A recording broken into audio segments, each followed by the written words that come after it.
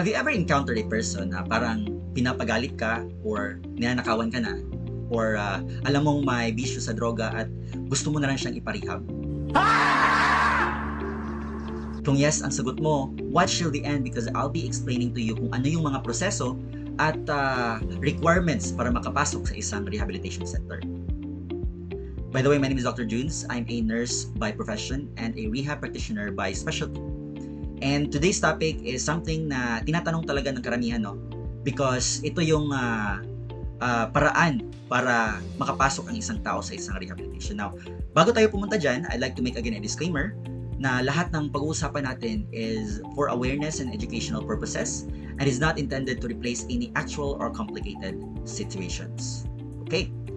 Now, the thing that we need to understand is that dalawang klase yung admission natin sa rehabilitation. Yung number one na klase is tinatawag natin na criminal case. Yung pangalawa is yung tinatawag nating voluntary case. So, criminal case is basically yung taong may criminal record, may krimen na nagawa, like gumagamit ng droga, or nahuli sa lugar na may drug session, or may drug paraphernalia, yun yung criminal case. Or pwede rin yung case ng vowsy, ganun. Number two is tinatawag nating voluntary case. Voluntary case, ibig sabihin na nagmanifest yung significant other at saka yung lawyer niya sa court na may problema ang taong to at saka need siyang iparehab without any criminal case. Okay? So, criminal case at saka voluntary case. Yun yung dalawang klase. Magsimula tayo sa criminal case. Sa criminal case, ibig sabihin na huli na ang tao at saka nasa jail na siya. So, pag nandun na siya sa jail, ang number one na makikita ng judge is that, syempre, makikita na in violation siya sa Section 15, which is yung using of drugs ng RA 9165.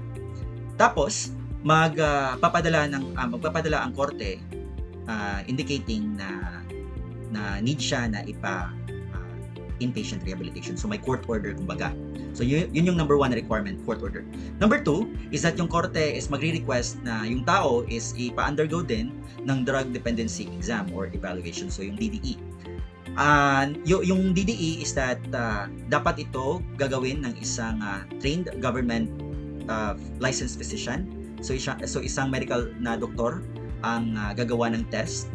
And during the test, i-determine ng doktor if severe yung case or mild lang yung case. So kung severe lang yung case or need talaga na iparehab, magpapadala uli ng letter yung rehab center because of the DDE informing na yes, we will be accepting the person for rehabilitation.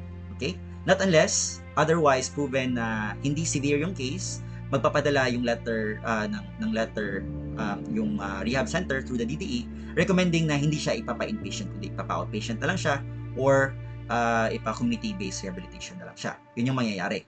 Now, apart from the drug dependency evaluation, other laboratories and radiologic testing will also be made. Included na dun yung chest x-ray, asking if, or we are trying to check if may pneumonia or tuberculosis or any other lung disease or condition ang isang tao.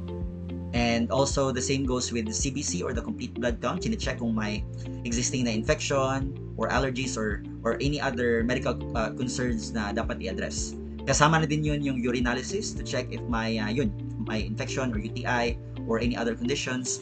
Kasama na din doon yung Hepa B and Hepa A testing to check if may hepatitis ba. Also, let's include yung VDRL to check kung may sexually transmitted infection ba yung tao.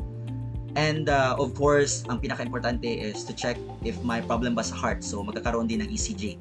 So, court order, drug dependency exam, CBC, urinalysis, yung VDRL or check for syphilis or STI or sexually transmitted infection, yung check for hepatitis A and B, and of course, again, the ECG or yung pagpa-check sa puso niya kung may problema ba or wala. Okay? Kung goods ito lahat based on the checking of our medical physician apart from the drug dependency evaluation, and then may go signal na ipapasok sa rehabilitation yung pasyente.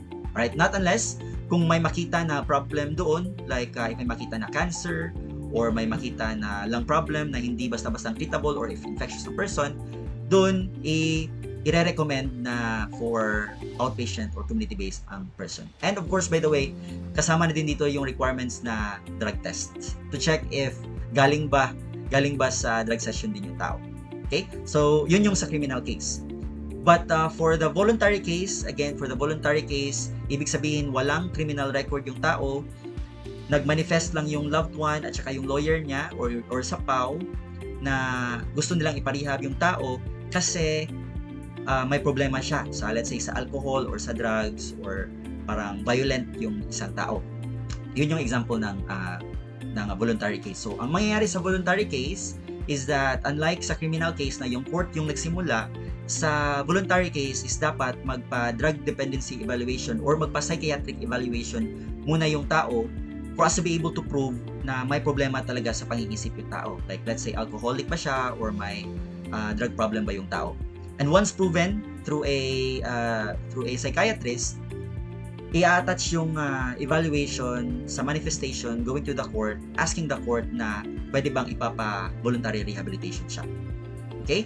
And if approved sa court na ipapa-voluntary rehabilitation siya, dyan din yun papasok yung other requirements na sinasabi kong complete blood count, urinalysis, hepatitis A and B, kasama na din yung VDRL or syphilis test, at saka yung electrocardiogram or yung ECG to test the heart, at saka yung drug test. Okay? And the same process follows din na if goods ang lahat, proven na fit for rehab, then he will be set for rehabilitation for a minimum of 6 months. And then if proven otherwise na may sakit siya or may underlying condition siya na hindi fit for rehab, then i-recommend din siya for outpatient or community-based rehabilitation. Depende na yon. Okay? So, yun yung requirements ng rehabilitation. Hopefully, may naintindihan kayo at napag-isip-isipan nyo kung anong gagawin, kung dapat ba iparehab yung taong kakilala nyo or hindi. If not, you could always put a comment or question down below, and do not forget to like and subscribe this channel to know more about rehabilitation and addiction. And again, always remember, pumasok po tayo sa pag-ibig, wag lang po sa droga. Ingat siya.